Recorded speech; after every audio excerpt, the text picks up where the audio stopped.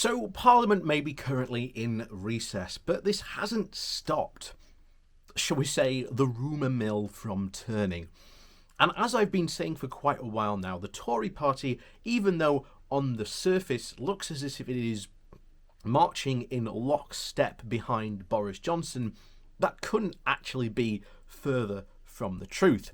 You have the Southern MPs versus the Northern MPs who want to embrace the Global Britain version that they've proposed, and of course those that are heavily invested in the levelling up camp agenda. Again, those two agendas cannot coexist because one immediately undermines the other.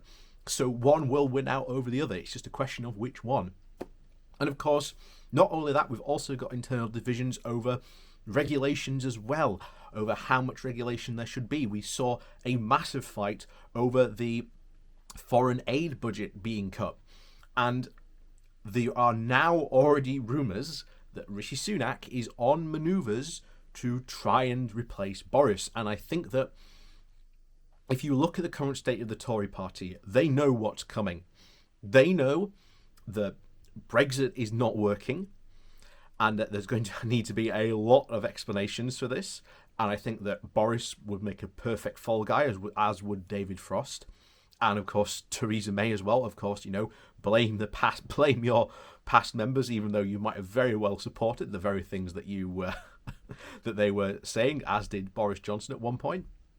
Support Theresa May and then not support what she wanted, and then proceeded to do exactly what he said he wouldn't do. Again, that's Brexit in a nutshell. But needless to say, the Tory party is going to enter some very interesting times, and I think that we are going to see a full-blown civil war. And that, ladies and gentlemen, is going to be a sight to behold. So, before we do jump into today's article, please do remember to hit that like, share and subscribe button, and also down below there are links to my Patreon page, as well as a one-off donation link called Buy Me Coffee, where you can, buy me a coffee. And as always, thank you very much to all those people that do support the channel that way. So, on with today's article. So, this comes from The Guardian, and the title is Overconfident and Rebellious. Johnson will rue the day that he made a Tory party in his own image. So, compared with the fate of the Globe, that of Boris Johnson is is very trivial. Yet, the two things are now interconnected. In November, Johnson hosts what is likely to be a very knife-edge COP26 climate summit in Glasgow. And at the same time, he faces an autumn of very acute political dilemmas at home, in which his own failures as Conservative leader will be on the line. Truly, the months coming are indeed a season of reckoning, and for the planet and indeed for the Prime Minister alike. This week's report from the UN's very own Intergovernmental Panel on Climate Change, or the IPCC, exposed existential questions for the nations when they come to Glasgow. But it also highlighted issues that are being increasingly important to Johnson's very own survival. He is the leader of the Tory party that bridles both ideology and financially at a very hard and expensive choices on everything from aircraft to cars to home insulation and to power generation. They are unblinkingly linked to his net zero by 2050 pledges and to the implications of the IPCC report. Faced with a very run of relatively poor recent opinion polls, many in the parliamentary party have very little stomach for an ambitious climate agenda. They fear the disruptions caused that could be very political toxic amongst the poor former Labour voters in now the so-called Red Wall seats who prioritise investment in their communities and the NHS. These MPs are indeed authors of their own anxieties, since they are simultaneously unwilling to even countenance borrowing the taxes that might make such an agenda indeed possible. Throw that into the mix then, the reality that climate scepticism remains only a dormant part of some of the Conservatives' very own political DNA, particularly on the libertarian right, and add to the fact that Nigel Farage, whose influence still obsesses a section of the Tory party, now accuses the UN of alarmism and warns of waves of eco-refugees. In this violent atmosphere, there is a deep Tory unease about the financial costs of net zero and, of course, the reliability of the technological alternatives and the political price of any grand strategic approach. And as a result, there is actual real political potential for an alarmed Tory horse to throw its overconfident rider out of the saddle completely. Even without the climate crisis, this has become a very difficult autumn for Johnson. COVID unity in the country is strong for the NHS, but it has opened an increasingly deep division in the Tory party about what to do when COVID recedes. These range from immediate dilemmas as to whether to maintain the pandemic-era uplift in universal credit, a demand that is now backed by some of Johnson's most prominent rebel backbenchers, to a much larger strategic choices of spending, of course, on health and social care. Here, the head-on clash between Johnson's instinct for popular spending pleasures and the Tories and the Treasury's desire to try and keep tight control of the post-pandemic purse strings will create a still unresolved standoff with Chancellor Rishi Sunak and as the Parliament broke up for the summer. All these issues will return in force to the heart of the government and with an even greater force in the autumn and even over the coming year.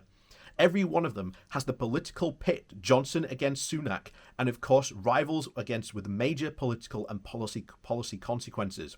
The relationship between Johnson and Sunak has morphed into a rivalry as the pandemic has unfolded. The deterioration was very clear with the Chancellor's letter calling for the relaxation of travel restrictions when it was leaked at the end of last month. Reports that an apoplectic Johnson then openly threatened to demote Sunak. These are not just very accurate, but very clear evidence of very serious fault lines within both the government and the parliamentary Tory party. There are two fundamental reasons why.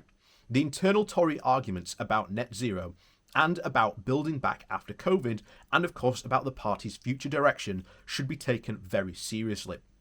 The first is ideological, because they tend to bring in Johnson's personality and populism into stark conflict with the very ascetic anti-governmental instincts that much of the party and its rich donors have internalised ever since the Margaret Thatcher era. The second is more narrowly political. The more modern Tory party has become rebellious and confident enough to bring its leader down, with no small way thanks to even the example of Boris Johnson and his own behaviour over the course of many years. The ideological impulse will have to be confronted in some way in Sunak's autumn spending review, coming as it does in the wake of Brexit. COVID and the Conservatives' embrace of the state doing what it takes to keep the economy alive, and the review will either have to be the event that puts a new stamp on a new Conservative era, or one that marks the retreat towards the tighter norms of the recent past. And until now, Sunak has just about managed to straddle those two approaches. It is one of the reasons why he continues to be the most easy Tory choice for the future leader. He may yet manage to postpone the movement of this decision as long as the various stages throughout the pandemic, but he cannot do that now forever. The climate crisis means that the spending review has come down to one side of the fence or the other. Johnson has simply promised too many things on too many issues. Net zero, the NHS, social care, rebuilding the North, and HS2 among them. For the Conservatives to be able to continue very much longer as a simultaneous heavy spenders and tight fiscal rule enforcers, there is certainly how most Tory MPs see it, including those in the former Labour seats. Something will eventually have to give, and the choice will say more clearly than any speech or headline what sort of the Tory party this is indeed now. Yet it is possible that Johnson will have to give too.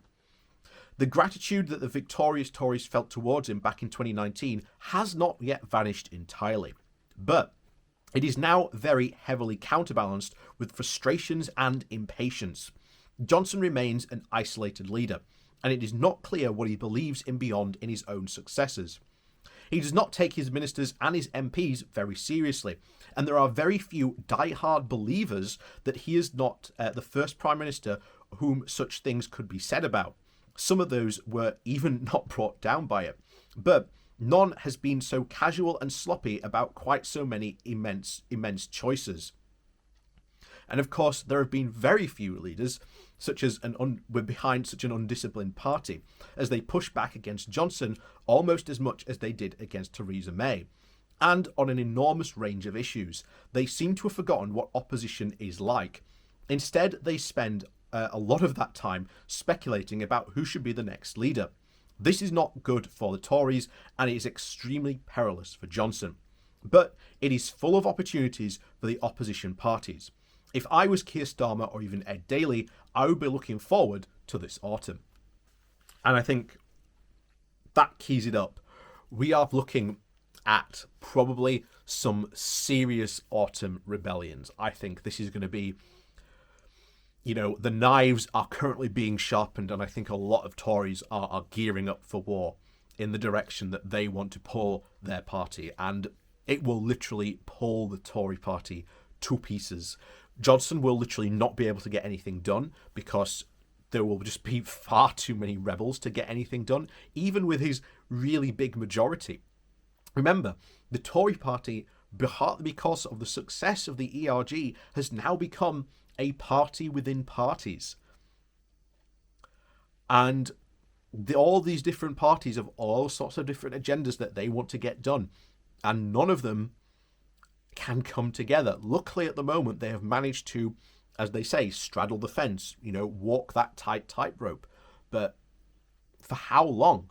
We know that they can't keep that apart. Their ideology pulls them constantly in different directions. They want too many different things, and Boris Johnson has promised too many things to too many people. And ironically, that we could hopefully, fingers crossed, this could be a massive opportunity, especially for Keir Starmer and, as was said, Ed Daley, to seriously take the hammer to the Tories in a very big way. So, as always, thanks for watching. Please do remember to hit that like, share, and subscribe button on your way out. And of course, down below there are links to my Patreon page and a one-off donation link called Buy Me a Coffee, where you can, buy me a coffee. And as always, thank you very much for watching, and we'll see you all next time.